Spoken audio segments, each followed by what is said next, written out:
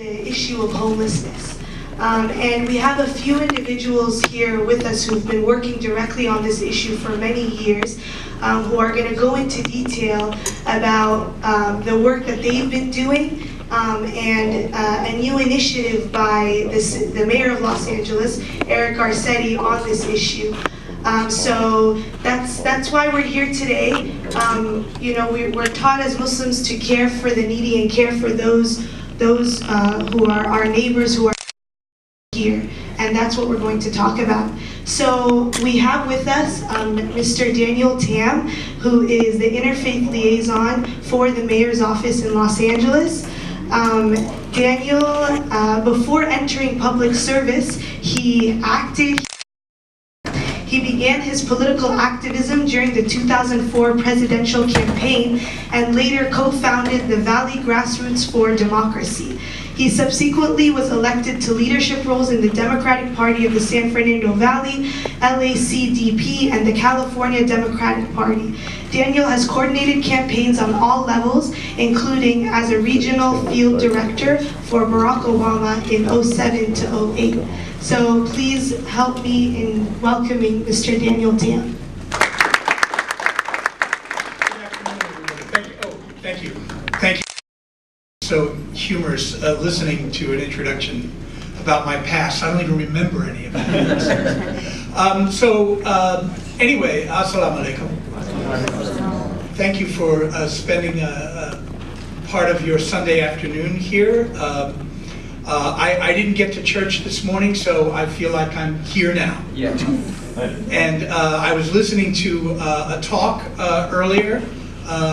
Is he still? He's not still here. Anyway, and it was about goodness, and where the Prophet Muhammad, peace be upon him, is throughout the Quran talks about goodness and good deeds, and goodness is an active thing.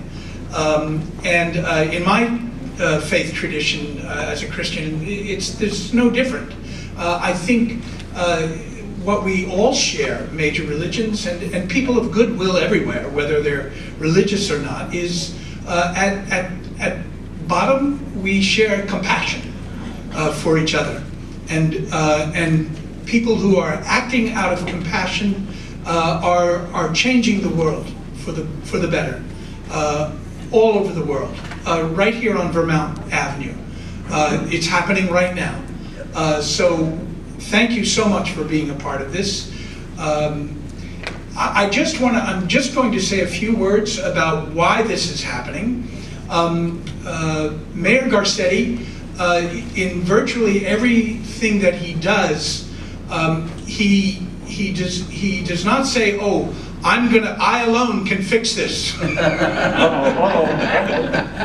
That's not the way he does it, you know. Quite the opposite. He says, "Yeah, but this is a problem. What's your solution? You live here. You live in Los Angeles. You live nearby. Maybe you live in Koreatown. Maybe you live in Sherman Oaks. Maybe you live, you know, in Mar Vista. What's going on in your neighborhood? Okay, what's your solution?"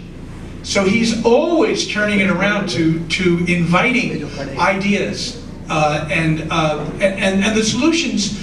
He's asking us, he's asking you, and he's asking us for the solutions because we live here. We know best what's going on in our neighborhoods. We have the best ideas in terms of how to make things better. So he invites everybody into this conversation about ending homelessness in Los Angeles. The idea is that if people, I think I know a lot about homelessness, but before I went to, I hosted a Welcome Home Project gathering with members of my Mayor's Youth Council on the West Side. And I learned things. I learned new things about homelessness that I didn't know before. And it has made me a better, stronger advocate for ending homelessness. And that's what the mayor is inviting everybody into a conversation about. That's our whole purpose for being here. Now, I also noticed that we didn't quite and I take responsibility for this, there's also another component to it, and that is on September 17th, Mayor Garcetti is going to be engaged in a big move-in where people have just recently moved into permanent supportive housing. We'll be getting deliveries from volunteers. You can all volunteer if you like, of baskets of household items so that they can turn their new houses into homes. And so I think Mara is going to make a suggestion that in the days following, leading up to that day, you're invited to bring items, a set of sheets, a set of towels. There's a list, and that list will be made available so that you can partake in that. And why are we giving it to people in permanent supportive housing? It's because that's the direction, that's the solution. That's the direction we want to go in. Everybody is in agreement on that, that permanent supportive housing, not just getting folks into housing, but surrounding them with services that will be supportive, that will allow them to become self-sustaining. That is the direction that we want to go in for the future. There will also, Bond, you want to talk about? All right, Elisa will talk about this later on. The mayor obviously has invested, committed to $138 million from the city in order to build housing and the supportive services, but there's more beyond that as well, and which we also want to invite you to really engage in and to make this happen so that we can really have a permanent funding stream so that we really make an impact on this issue, which is so complex, so intractable, so difficult, and that for many years people have been trying to do something about it. But for right now, it appears as though a lot of people are on the same page. I mean, we're sitting in this room this morning. Obviously the mayor is behind this, the city council, the board of supervisors, the local state legislators, even on the federal level. People are really awake and attuned to solving this problem. So we are acting now while people are awake, So thank you for being awake and thank you for being here. I want to introduce my colleague, one of my favorite people at City Hall, who brings light into the room wherever she goes, and has really organized and helped coordinate and direct Mayor Garcetti's focused effort to address this crisis of homelessness in a very focused and concentrated way with viable solutions and great leadership skills. I want to introduce Elisa Orduño. Thank you, Daniel, for that really warm introduction. I'm just going to sit so it can feel more intimate because I think we were trying to build that circle. Good morning, assalamu alaikum.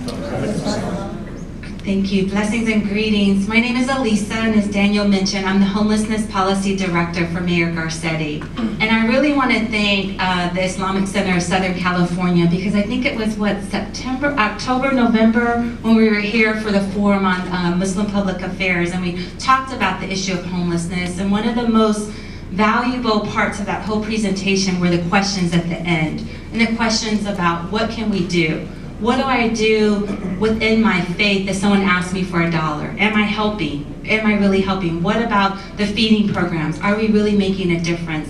How can we go deeper? How can we do more? And those are the questions that I think I really sat with and took back to our office and to our staff and talked about. And I think those are the kind of questions that helped us lead to what Daniel talked about and what Mara and all of you will participate in a little bit, which is the Welcome Home Project.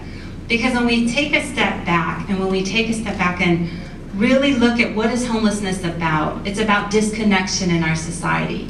and it's about stigma, it's about bias. You know, there's a lot of conversation going on around race and around nationality and all the differences that we have, and very few conversations about connection and how do we move through those differences and see each other through our human spirit and our humanness. And that's one of the projects that the Welcome Home Project is about, it's not a statistic. Yes, we can say, and I know many of you participate in a count this year, so we could say, yes, homelessness went up. We now have 28,000 people experiencing homelessness here in LA City alone, close to 47,000 in the county. We can talk about, of that, the amount of people that are going unsheltered, meaning the people that you see outside. I was driving up and at a bus stop, there was someone with 5 shopping carts and a makeshift encampment and all of that. That's what we call unsheltered. So people living in public right-of-ways or parks or other places not really meant for dwelling, but out of desperation and other drivers, people are living there.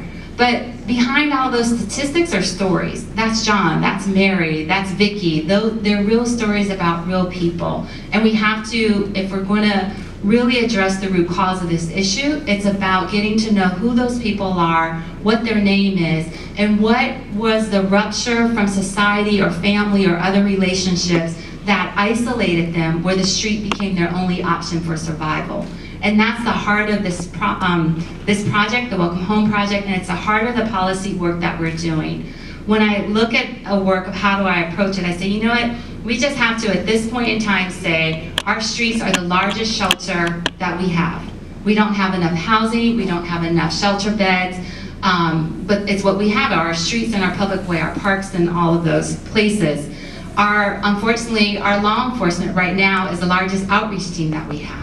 And it's when we stop and look at our history of criminalizing poverty, of criminalizing mental illness, of criminalizing people who may have made mistakes, been incarcerated, and are coming back into society. We can't let go of that punishment of them. It's all of those stigmas that prevent us from really looking at the solution. As Daniel mentioned, housing, permanent housing is a solution that works. That could be reunification with family, or it could be this what we call permanent supportive housing, which is a housing unit with services, because there are people experiencing mental illness who are going to need services and a sense of community for the rest of their lives, and we need to address that. You know, I do want to help, but can't you take it over there?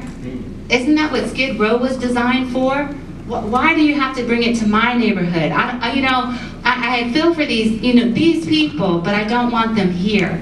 It's that part that each of us have to look into the mirror and ask, why do we do that? Why do we put up the border? Why do we put up the wall? What is our deep-seated fear? And how do we get beyond that? And that's what our policies are about. So if it's the Welcome Home Project, if it's trying to increase not just outreach where we pass out water or we set up a card table and pass out sandwiches to people, but we bring people inside and have a meal and say, let's have a conversation. Let's have the opportunity to get to know one another. Let's advocate for each other. Let's advocate for more resources for people experiencing mental illness and the families, and how do we support those families of loved ones who have mental illness? How do we hire people who are exiting the criminal justice system and they may have a felony, but how do we give them a second chance? And what other supports do we put into our community? These are the kind of policies that we look at. It's almost like the shadow side of society. We're trying to bring that light onto it, because that's how we're going to have systemic change. And we believe all of this begins with one honest conversation. So I really congratulate you for hosting this space. Welcome Home Project is supposed to create a safe space. I'm glad everyone's in the circle. And sometimes you have to admit some of the fear that you have inside to be able to release it and to build the solution as a community of how we can respond differently. So I just also want to say I brought a few resources. Since the last time we were here, we created this card. So again, people are saying, but someone's right there and they're saying, they're asking me for help, what can I do? We created this resource card which has phone numbers on it. So it's by areas of the city, but also it could be alcohol and drug, if you have someone experiencing domestic violence or youth. So you can have this, someone can stick it in their shoe and they can keep it with them. The other one that we did was, again, if you think about our public right-of-ways right now, is the largest shelter system that we have. But again, they're public right-of-ways. We all have to share them. What are the rules? In a community, everyone has expectations. So we created, there was a law that passed And on this card, it gives you the rules about when should tents be erected, when should they not, can they be attached to buildings. So it's something that this community and any engagement and outreach can go out and pass to our homeless neighbors so that they're aware what are the expectations of community. So just a few resources for you. But again, I think the most important resource that's going to come out of today is the conversation and challenging the myths and just being open-minded to any creative thoughts and any concerns that you have. This is a space to bring them out so we have Rudy here, I think is going to talk a little bit, and a few others, so that we can say, well, look at it, have you looked at it this way? Well, maybe look at it that way. Well, did you know this? And then it'll kind of help change all of our perceptions. So thank you. Thank you so much, Alyssa. And for the sake of time, I'll introduce our next two speakers at the same time, and they'll kind of go over a little bit about what they do before we get into our facilitated conversation. So we also have with us Rudy Salinas, who's the Program Director for Housing Works, an organization that works to house homeless and poor individuals. He has a lot of experience doing outreach initiatives throughout Southern California and has provided leadership in both private and public agencies in over 24 cities. Please welcome Rudy Salinas. And we also have with us Jihad Shakur, who has been directing Humanitarian Day in Pasadena for many, many years. And he has a lot of knowledge and experience in serving the homeless and strives to make a different city in his city of Pasadena and beyond. Please welcome Jihad Shakur. Rudy with a little bit about what he does. Sure. Good morning, everybody. Good morning. It is really a privilege to be here with you. The fact that you all are here represents quite a bit to those of us who work in this field and do this work. It gives us the feeling that we're supported and that we actually have a community that genuinely cares. My name is Rudy Salinas. For over 15 years, I have been working with the homeless throughout the county of Los Angeles. My job originally was very, very simple. I drove around in a van with other coworkers, walked up to homeless people, and said, hey, would you like to come to a shelter? And just think about how weird that is. If you were laying down on a sidewalk and two strangers pulled up in a van and suddenly said, come in, I'm taking you to a homeless shelter. I did that for 15 years. I did that in rooftops of Hollywood, where most of the kids were between 16 and 20 years old. I did that in parts of the West Side where people had just come back from Iraq. I did that in portions of the wetlands near Bologna wetlands where you saw women living together around one woman who was pregnant. I've seen it from all parts of the county. For many years, my job was very simple. Try to build a relationship with a human being who doesn't talk to anyone.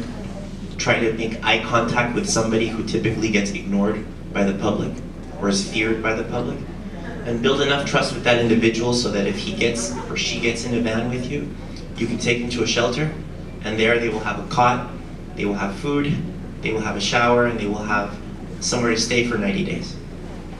In that type of work that I used to do, if a person went to the shelter, they had to follow a curfew. They had to do chores. Sometimes they had to pee in a cup to prove that they weren't using drugs or alcohol. And if they could do that for 90 days, then they would go to a transitional shelter, which is a little less big, it's a little bit more of a housing setting, and it's a bit of a longer stay. But if you could do that for about a year or a year and a half, then maybe you qualified for permanent housing. And if you consider what I just told you, that's the way homeless services have been provided in the United States now for the last 40 years. Our world changed recently, and the reason this is significant is because you are all here at a very important crossroads in the way that we do and provide services to the homeless. The concept is very simple, it's two words. When you leave here today, or if you have your phone and you're sitting at a coffee place later, look at housing first. Just look at those two words together, housing first. Housing first is a very simple concept. I can take you to Social Security to get your benefits. I can take you to the DMV to get your ID. I can take you to the doctor to do all these things. But instead of doing it from a shelter, instead of doing it from this tent that you live at the side of the road, I'm going to do it from your apartment. When I pick you up, instead of taking you to a shelter, I'm taking you to your apartment where you're going to live. I'm giving you keys. I'm going to come back to take you to the doctor tomorrow. On Tuesday, we're going to meet the landlord to sign a lease. On Wednesday, we're going to go shopping for food. That's called permanent supportive housing. It's very important to know that, because that's the direction this country's going in.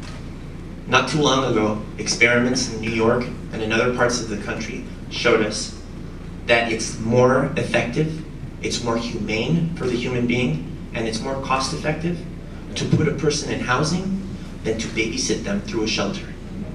An old colleague of mine used to call the old system of putting a person in a shelter and seeing if they get through the whole thing, the homeless talent show. Because if you could prove that you were worthy and you could do all these things, guess what? You're worthy of housing. Not anymore. We're at a place now where all agencies operate under the coordinated entry system with one common goal: house the person and take care of them from their own apartment. Build trust with the landlord, meet the neighbors, be there when they decide to start screaming at 2 in the morning and they need to go to the hospital. It's a concept that the agency I work for has been doing now for over 10 years. We've housed over 600 people and we have a retention rate of 98%. That means that of the 600 people we house, 98% are still living in the apartments that we put them in. It's not easy. You have people who are struggling with mental illness. You have people who are struggling with addiction. You have people who don't speak the language you speak. You have people who are undocumented. You have the largest homeless population in the United States, and you have a city that has very diminished resources for affordable housing. I say this to you all because I want to be optimistic this morning. The work I do is not unique to Housing Works. Dozens and dozens of agencies across the city are changing the way they work to do Housing First. We are now receiving subsidies from housing authorities from the city and the county to help us with this. The Department of Mental Health and the County Department of Health Services are now looking at their own hospitals to see who are the homeless who live in our emergency rooms. All of this is working. There's one missing ingredient, perhaps the most important ingredient that we need, which is affordable housing. How can I say this to you all, and I wonder if you think, well, how does that affect me, or how can I help? It may sound absurd, but I think the communities that we put folks in are the communities that they came from. The people that I used to meet on the streets did not come from far away or other parts. Typically, they either went to school, or they worked, or they have family in the community. If you lost your house or your apartment today, would you move to Pomona? Would you go live in the valley if you had no idea what the valley was? You would stay in your community because that's where your family is, that's where your neighbors are, that's where there's a couch to sleep on, that's where you have food. I say this to you because one thing that we are really hoping will change with the leadership of Mayor Garcetti, with the help of the Board of Supervisors, and with anyone that we can possibly appeal, is the expansion and the increase in affordable housing that we need. We desperately need it. And I feel confident that agencies like mine and the ones under the leadership of the mayor have the ability and the skill to do this, but like I said, we will see with time, and hopefully we will continue doing this. I thank you all for giving me an opportunity to introduce myself, and I'll pass it over to you.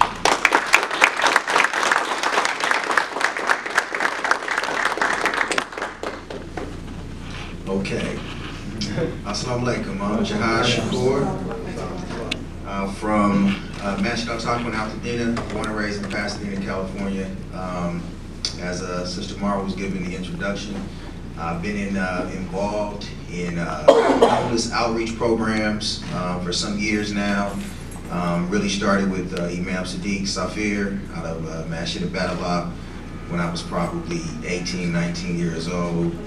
And alhamdulillah, that encouragement pushed me into action, should I say, as far as trying to provide food for people at the beginning.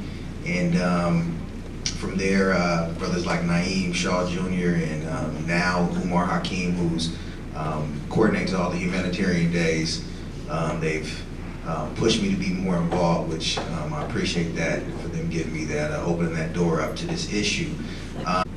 Piggyback on the last conversation, I mean, we're all here for a purpose. You know, everybody has seen homeless people, has interacted with homeless people in some way, driving down the street, seeing them at the gas stations, things like that. The problem is huge. It's not going to be solved by one group of people. It's going to be a collective effort.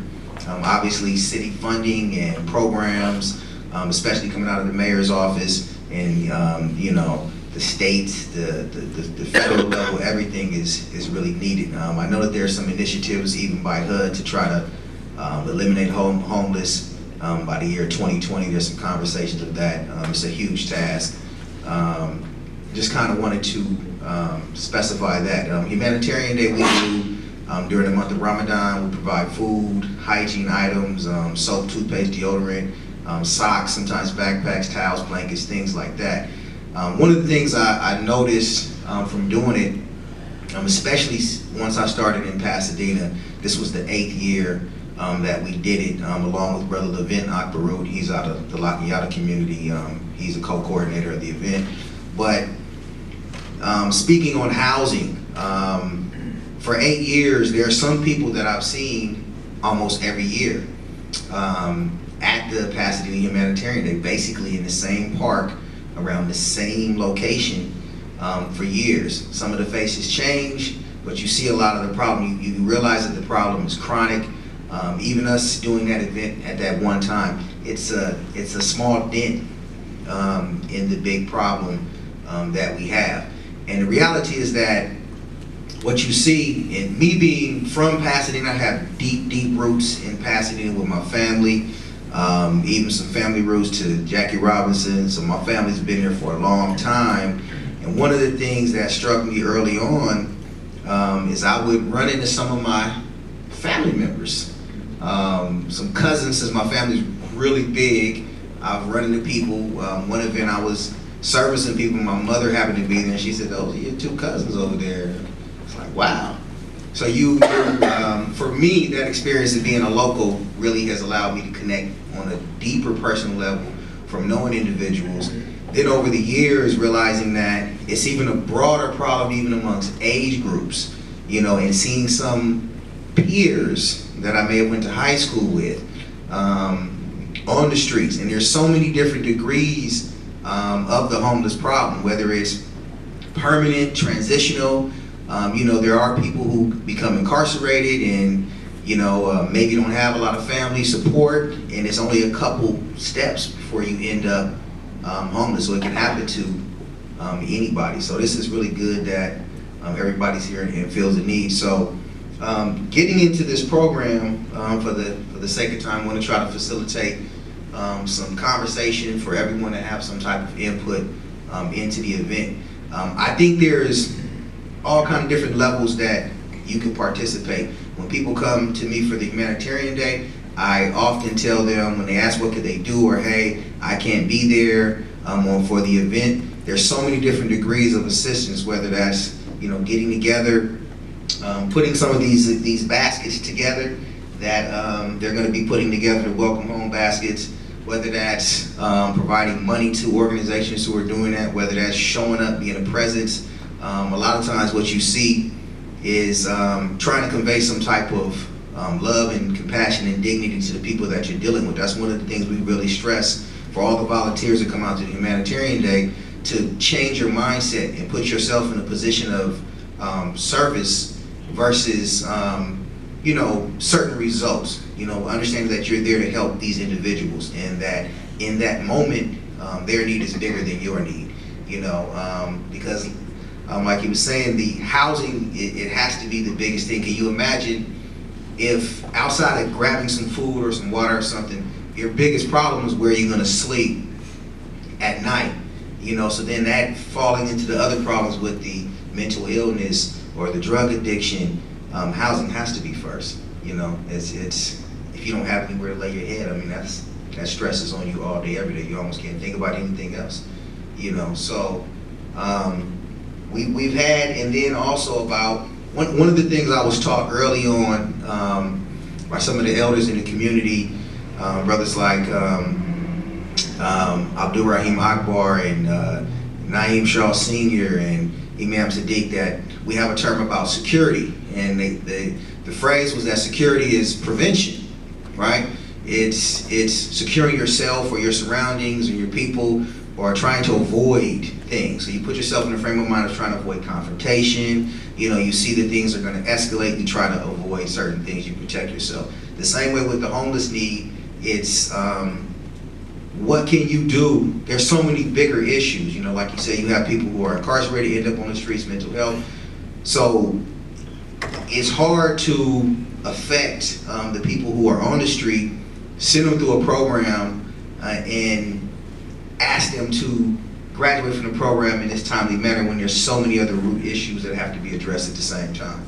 You know, and that's something that you realize when you're dealing with people. Some people are, you could tell that they're having some bigger issues, so you give them this food and this item, but it's such a larger issue. So we have a whole lot of work to do and plenty for everybody to do. There's no shortage of need of work and assistance from all the community to come together to try to end this serious problem. And just getting into that, just wanted to go over a couple things that were provided from the mayor's office. There's a huge cost, you know, when you're dealing with homeless individuals, and there's some focus strategies coming from the mayor's office that they want to address and maybe identify. The cost of homelessness, you know, prevention, costing $3,500, rapid rehousing, $11,000. Permanent supportive housing, $15,000. Emergency shelter, $18,000. Transitional housing, $29,000. You know, the public service for a homeless person can cost $2,800, but drops to $600 if the person has supportive services. You know, so you see that you're gonna, as a whole, as a people, as a community, paying taxes at the city level, you're gonna spend way more money trying to pull somebody off the street than in the process of trying to eliminate the other issues that they may be dealing with. It says that 31% of homeless people have mental illness. You know, 18% have had mental illness issues in the last year. So there is also a fluctuating, right, process, you know, of what issues you're having to deal with on a day-to-day basis. Say 23% of the homeless people have substance abuse issues. 12% have used illicit substances in the last 12 months. The age group is one of the things to understand, because there's a homeless count that I was involved in this year with the city of Pasadena as well, where you go out in groups of people. I went out with some individuals from the Fuller Seminary School in Pasadena. A lot of organizations came together for the homeless count. We went out in teams early in the morning from 6 to 8, and then again from 8 to 10 at night. And try to target the same specific area at different times in the day to see what the difference was. LA City did this as well. And it was interesting for me to see how even, you know, it's a hard push to put all of this together, but you have the ways we're coming to the statistics when you see people, when you don't. And there's so many different degrees, and we were dealing with people who have been homeless for the last 3 days, or maybe hadn't been in a home for the last week. We're breaking them up into different categories. The number went down by a percentage in Pasadena from the overall homeless, but the chronic homelessness went up, which was interesting. So less people coming, but then you're still seeing a larger percentage of people that have maintained on the streets or stayed on the streets over that last year. You know, so these statistics really help, you know, kind of understanding, you know, what's happening and what's going on. You know, so obviously those are some things to address. We have, you know, looking at some of the ages, the largest group is from 25 to 54. You know, that's like the middle of your year of your age and your life of being homeless. But to move it along, I want to start the conversation about what to do. Number one, if you do encounter a homeless individual, some of the things you can do to identify someone if they're maybe in a mental health crisis or not. Try to, you know, talk to them softly and not to agitate them. Try to see if you need to call 911 if you find yourself in a rough situation. You know, try to be clear about who you're dealing with. So there are some safety precautions that you have to address when you're dealing with homeless people. But we have some questions that we want to kind of get out and kind of get the conversation going. Just going to jump right into it. So, myth or fact, all we need is more shelters for our homeless population. So I want to ask if there's anybody that wants to give a brief response to that question. You can just raise your hand. Oh, I'm sorry. I'm sorry, you guys. I'm moving a little slow. Hi everybody, good afternoon. My name is Alex. That's false, because there's more than just increasing housing opportunities for the homeless. I mean, the average wait time for someone to receive Section 8 housing is 8 to 10 years. And yeah, so it's not just enough to say, hey, we need more programs, we need more this and that. It's like, no, we need to provide more programs that go beyond housing. It's like, okay, how can we get them more stable income, more stable jobs, healthcare and all this stuff.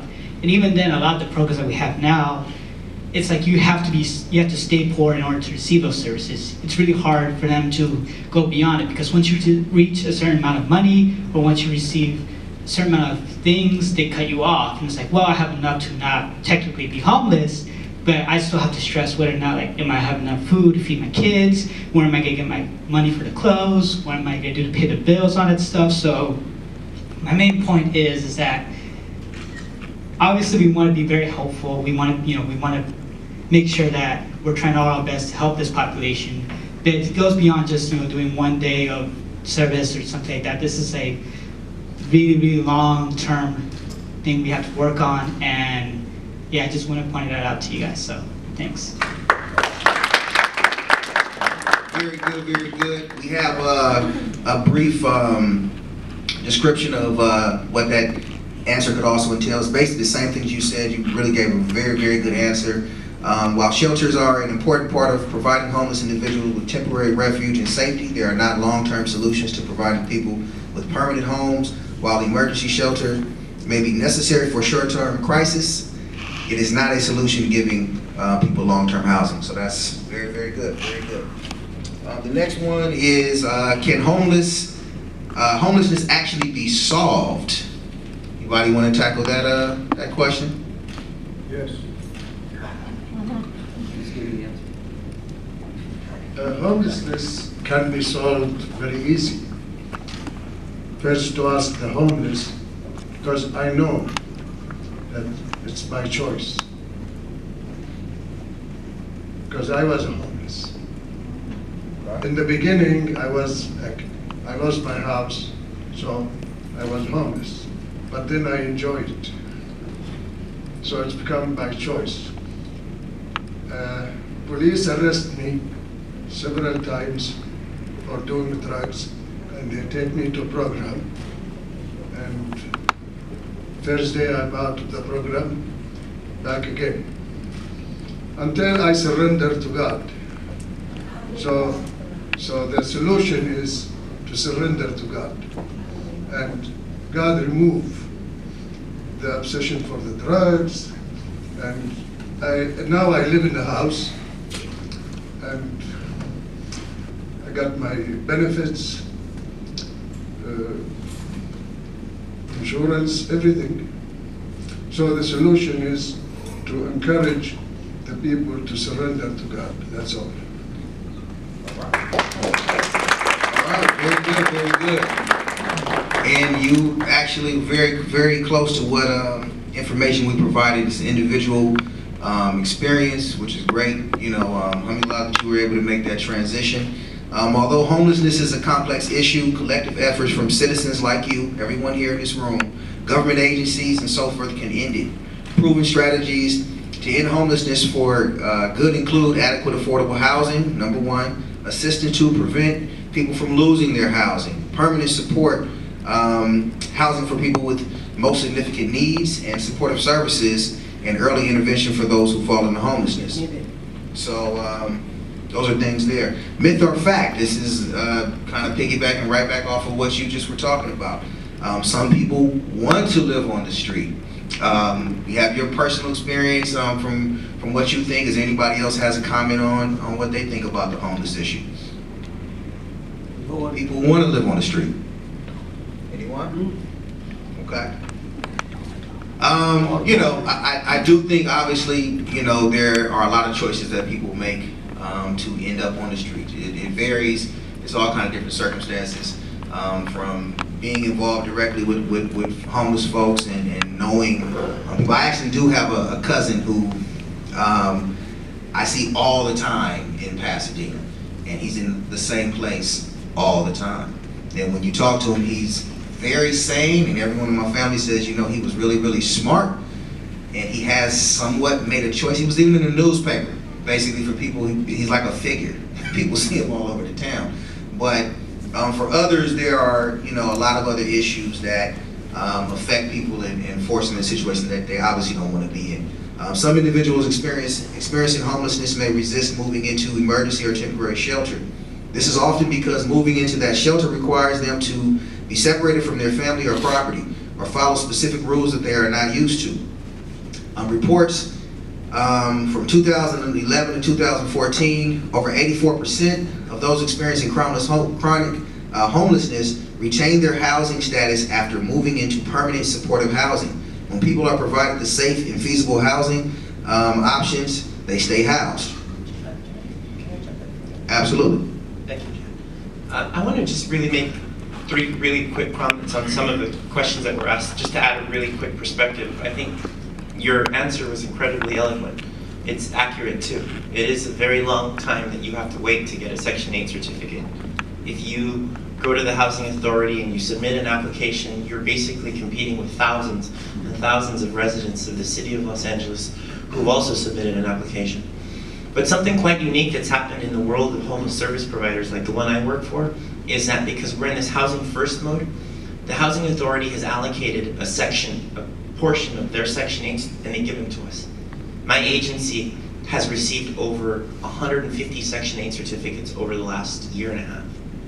And when we get those certificates, we try to use them quickly. So if we know a landlord or we know that the place is for rent, I go with the person, I talk to the landlord, and I try to get the person into the apartment. In that type of setting, you don't need emergency shelter. I'm going to give a really quick example. In New Orleans, in Louisiana, many years ago, they did something where they went out for a whole week and they counted all the homeless in New Orleans. And they found that there were 300 people sleeping in a section of New Orleans. But before they did that, the city was really smart. The city found 300 apartments. In the years leading to this, they actually found 300 apartments that were vacant, ready, with furniture, good to go. So when they identified these 300 people, they had 300 apartments ready to go. And the day they started connecting each one to an agency, the person could literally have a key and walk into an apartment. In that type of setting, like the one I just described in New Orleans, you don't need emergency shelter because you have stock of housing ready to go and you can put the person in shelter. In Washington, just to let you all know, the dollars from HUD, Housing and Urban Development, the one that oversees all of the homeless services and the dollars that go towards each city that does this, the dollars for emergency shelters are going down because every city now is in housing first mode, housing first. And that may be good for New Orleans, or that may be good for Tacoma or Seattle, but it's bad for Los Angeles in a little way because you still have to find the apartment. I'm going to give you a really quick statistic. On average, it takes my staff anywhere from 3 months to 10 months to find an apartment. And when I have the 3 to 10 month waiting list, do I tell that person, hey, I'll get you an apartment, but stay in your tent for the next 10 months? And then you have some portion of the population who won't go to shelter. And why does a person not go to shelter? I don't want to talk the talk, but I had a client once that I met. He was living on the hill in Hollywood. And I kept offering him, come with me to the shelter, come with me to the shelter. I did that for 6 months, and he kept telling me, no, Rudy, no, Rudy, no, Rudy. Very nice guy, never yelled at me, never threatened me, but he told me no 70 times, right? On the 71st time, I'll never forget this. It was raining. I went up to the tent and I said, dude, you gotta come in, man. Look at this rain. You know, you're gonna wash up, you're gonna end up down on the road. He goes, Rudy, can I tell you why I don't wanna go to the shelter? I am schizophrenic. I hear 16 voices talking to me. Up here, when I'm on the hill and I hear 16 voices, I know it's in my head because there's no one around here. And I know it's in my head. But if you put me in a shelter with 300 people and I hear 16 voices, I'm gonna grab that guy and I'm gonna punch him. And he was very articulate and very clear for me and made me understand that the human condition with mental illness, untreated, because he was not taking medication, but he was taking one medication which is really, really bad for you, which was crack. It's a very terrible thing. And for a person in that type of setting, you can't just say, go to a shelter and wait for your housing. You need to be able to understand that some portion of the population is ready and can accept it, but another portion of the population is too sick for shelter, and I'm gonna say something really controversial, maybe too sick for an apartment. And we have to consider if there's long-term medical treatment or something more substantial for people. So I just wanted to say that as it relates to how we look at it. Should we stop funding shelters? Maybe we should start housing people. Okay, but we are still going to need those shelters. Because at some point, people are going to get in trouble. They're not going to pay their rent. They're going to get in a fight with a neighbor. They're going to get evicted. And when that happens, we're going to need somewhere to put them temporarily while I go and find another place. I told you at the beginning, 600 people housed, 98% retention rate. There's people that are housed from my agency that we've housed 8 times. 8 times. And think about that. That in the last 10 years, 8 times, something bad happened where they either didn't pay their rent, they started bringing people in from the street to live with them, they started making trouble with the landlord, and before we could get to an eviction, we pull them out, we hospitalize them, we work with doctors, and then we try again. We never stop trying. Our commitment is whatever it takes, as long as it takes. And there's people I've known for 15 years. I'm done talking. He's doing a good job moderating. I'm passing it back to him. Hold on one second. I'm gonna try to speed this process up. We're a little short on time, but Adding 5 minutes. okay, beautiful. We have a little more time. That's great. That's great. Yeah, obviously the problem is layered. It's so many different levels of the homeless problem, and we need to address pretty much everything we can. And getting right into that is the question of mental illness. Does everybody here think that all homeless people have mental illness? Does anybody have a commentary on the mental illness issues in the homeless population? All right. Thank you, Jihad. I appreciate it. Assalamu alaikum. I'm Chuck Tyler, and a statistic that you mentioned earlier, 47,500 men, women, and children who are facing homelessness on a daily basis. 1 in 8 is a veteran, and I used to be one of those homeless veterans. A large part of the mental health picture for veterans is PTSD, TBI, the traumatic brain injury. That is a major factor that drives a lot of veteran homelessness. I now advocate for affordable housing, and Rudy, I really appreciate what you're doing and what you're speaking on, because we do need to increase the inventory of affordable housing in LA County so that we can get people off the street, and the Housing First model works amazingly well. He made a mention of the 3 to 10 month wait for his office giving out vouchers. When I got my voucher from the VA, it took me 7 months to find housing, which is why I'm now such a staunch advocate for affordable housing. And I really appreciate you giving me this opportunity to answer the question. But mental health, as far as it relates to veterans, is extremely important. This is part of the reason why a lot of us were on the streets.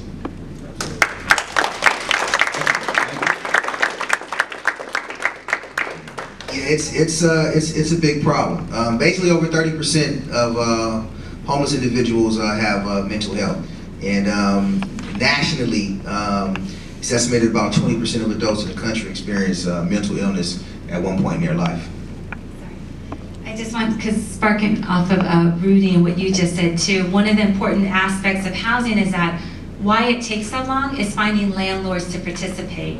And Rudy, I really appreciate you going into detail, because if you listen to the story, as a landlord, you're not accepting someone on your own. You're not accepting someone and the social service agency that placed them walked away. Rudy said he gets that call at 2 o'clock in the morning. And this gentleman said, we understand that that's part of the recovery process, that someone's gonna have good days and someone's gonna have relapse days. And it's educating the landlord about that, and also making sure those supportive service agencies like Rudy's are well funded so that they're well staffed and they can be 24 hours a day. But right now we have 1,200 people, veterans and non-veterans, that have a Section 8 voucher in hand right now that are looking for an apartment. And in this market with only 2.7% vacancy, they can't find them. We've even added incentives to pay extra security deposit, holding fees. There's a damage mitigation fee. So if someone has an episode where they break a window, we will pay for that. But we're still having a hard time. So really trying to get the word out about it. And also, Daniel mentioned earlier, finding new revenue sources so that we can increase the production. Right now, with what we have, we're only able to build around 300 units a year. We're trying to increase that to at least 1,000, as well as putting more money into what we call rapid rehousing, which is a city voucher that helps cover the rent, or security deposits and some of the incentives, and advocating at the federal level for more vouchers for the veteran program, which we call VASH, as well as for non-veterans. So just want to add that, get the word out to landlords. Excellent point, excellent point. Myself, I'm a real estate broker, so I know exactly what you're talking about. What I encounter a lot of times looking for rental property for clients who may have Section 8 is you probably have about 25% of landlords who will accept Section 8 across the board. A lot of times it gets into the security deposit issue, not having enough funds to bring to the table to offset the concern about maybe having some issues. And it's not even just about the rent being paid, because with Section 8 it's automatic, but maybe it's about the maintenance issues and things like that that people are concerned about. So again, back to the root of affordable housing, increasing that and having maybe bigger incentives for owners and landlords to house Section 8 tenants in their properties. Couple things to think about as we're all sitting here today, just in light of the conversation of being homeless. You take a moment and you think about to yourself, what's your favorite room or space to be in your home, in your house, in your apartment? You think about yourself for a moment and you consider where you spend the most of your time, right? In your home, where you live. Or what is your daily routine? And as you just play it back, you know, not having that space where the majority of your mental is, where am I going to be? Where am I going to sleep? What am I going to do? There's so many things that we don't really think about on a daily basis that can connect you to the problem. If you're trying to break it down to the simple levels, you know, what I eat last night, what I'm going to eat today, you know, do I have clean water, place to bathe and clean myself? You know, the problem is, it's really endless and layered of the basic concerns that you would have if you were homeless, you know. Can I add something, Brother Shapiro? Yes, you can. Okay. Assalamu alaikum. I'm Sister Habiba. I just wanted to add to the conversation about the affordable housing portion. I have a development group. We're developing a program where we are building housing, and we're going to section it off to help people with transitions that are coming from other states and that are young people that are transitioning into having their own home. So I'm actively involved in that process, and we're looking to raise, we're putting together an equity fund of $100 million to build properties. The builder charges like a very nominal amount.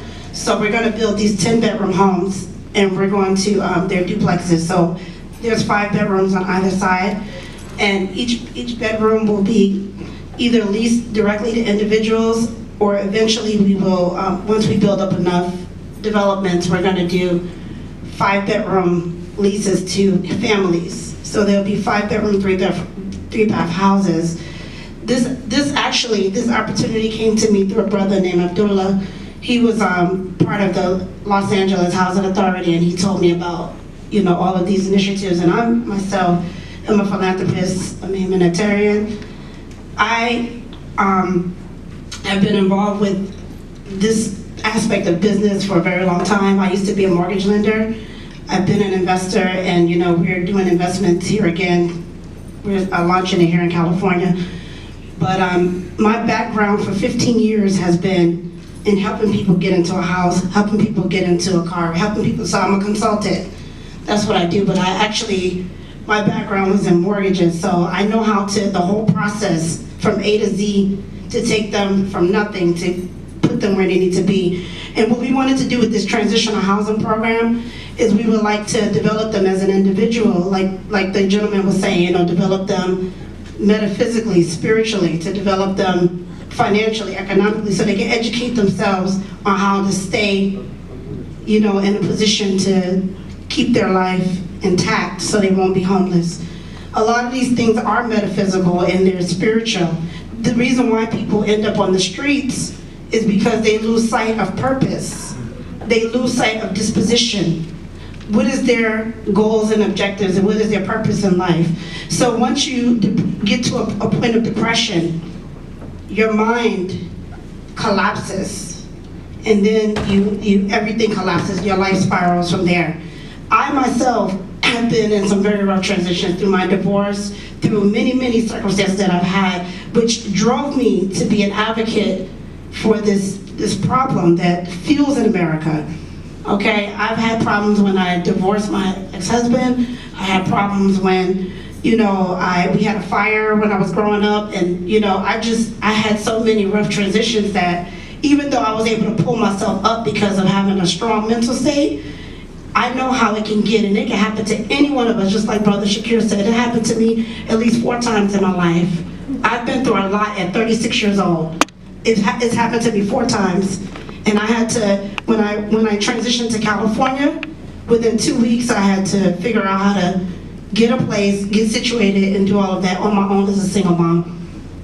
And just to add to that, what we're going to do is we're going to implement this 10-bedroom housing situation in 2017 because there's a waiting list for the investors to be able to acquire the property. And I wanted to keep in touch with Madame so we can go ahead and talk about how we can do this thing together and build from here. But I just wanted to say that I'm here, I'm a resource. I pray at this masjid, Islamic Center of Southern California. I thank you guys. Thank you for all the work that you're doing in the community. Thank you, distinguished guests. Appreciate the Imam for putting all of this together. Assalamu alaikum wa rahmatullahi wa barakatuh. Thank you, Jad. Thank you. Thank you for your help. And thank you, Elisa, for coming out, Randy. And I also want to acknowledge Salam al-Mariyati, who, when I reached out and suggested, would you be willing to, help, put this on? There was like no hesitation. And immediately I was hearing from Marwa, and it was like, how do we organize this? Let's go. And that is so gratifying, that among the people of God, this is so clear that we need to respond immediately when our neighbors, and this is who the unhoused folks are in LA, our neighbors, are in trouble, and we're seeking solutions. So thank you for that.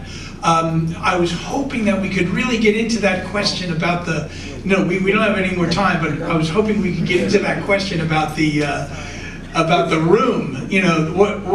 What's your favorite room in your house and all of that, because the whole thing plays out that, and everybody has a different room. What's your favorite room? At least I have a room, right? In your house? It doesn't matter, at least I have a room. Just to have a room. What's your favorite room, man? My bedroom. Your bedroom. What's your favorite room? The backyard. Okay, there you go.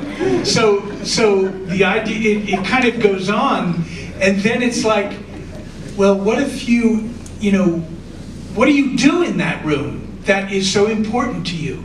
And then that develops as well, that conversation among all of us. And then it's like, what if you did not have that room? And it's like, oh, yeah, okay. I get it, you know, a place to be at peace, a place to be alone, a place to share a meal, a place to sleep, you know, a safe place to listen to the birds and have your cup of coffee outside of your house in the morning. You know, these are all the things if you do not have something that is your own. So this is where we're going, and this is what we're trying to respond to. I mentioned at the very top that the other part of this event is bringing items from the Welcome Home Basket suggestion list to fill laundry baskets that will then be presented to people who are newly moved into permanent supportive housing. So I guess there will be a mechanism of some kind or other that Mara will be able to communicate with everybody who's here. If you want to participate in coming back to the Islamic Center and dropping off an article, you know, a set of sheets, a set of towels, whatever it would be that you would like to have if you were wanting to turn your house into a home. So that's what there's going to be, that part. I'll leave that tomorrow to communicate about that, you know, through email and telephone and whatnot. Beyond that, Elisa, anything else you want to say? No, just thank you for your time and your commitment, and just know we hope to continue the conversation. Absolutely. And I didn't go into the bond like you asked. Just one thing to look out for in November. There's new revenue sources. Although we've committed $138 million this year, obviously it's not enough. So just continue to stay educated on the November ballot. There will at least be one measure from the city. Hopefully the county will be able to pull something off as well. And that funding is targeted specifically for building affordable housing for people experiencing homelessness. So maybe then come back in October. Yes, very good. And there'll be opportunities to volunteer and to engage in that conversation and that campaign, because now you're all very strong advocates and homelessness, aren't you? Yes, sir. Ma'am, the 2 cards you showed at the beginning, is there somewhere online we can see those, or do you have some to pass out? Yeah, I have some to pass out. Oh, okay, yes, thank you. I have some to pass out today. Okay. Yes, ma'am. Are you working with other organizations in Los Angeles as well, like the Dream Center, Exodus, all of the organizations that are working to empower people? The answer is yes. Elisa is coordinating and directing the efforts of a lot of different organizations. We've gotten you know, information from a lot of different organizations. Elisa is a longtime expert in this field, so she understands with whom to be in touch, and maybe I can let Elisa answer this question. Oh. Because the other part of it is prevention as well, like providing opportunities, for instance, for youth coming from, you know, backgrounds where areas where it's impoverished or they don't have access to, you know, like certain things that maybe some of us take for granted, volunteering as a teenager, getting jobs when we're young, and having that experience and building on it. So the prevention side is huge, and it is looking at our Summer Youth Works program, let's say for young people that you mentioned. Also working with our work source centers. There's a program, they're really shaping out more and more called Transitional Work Opportunities through a grant called LA Rise.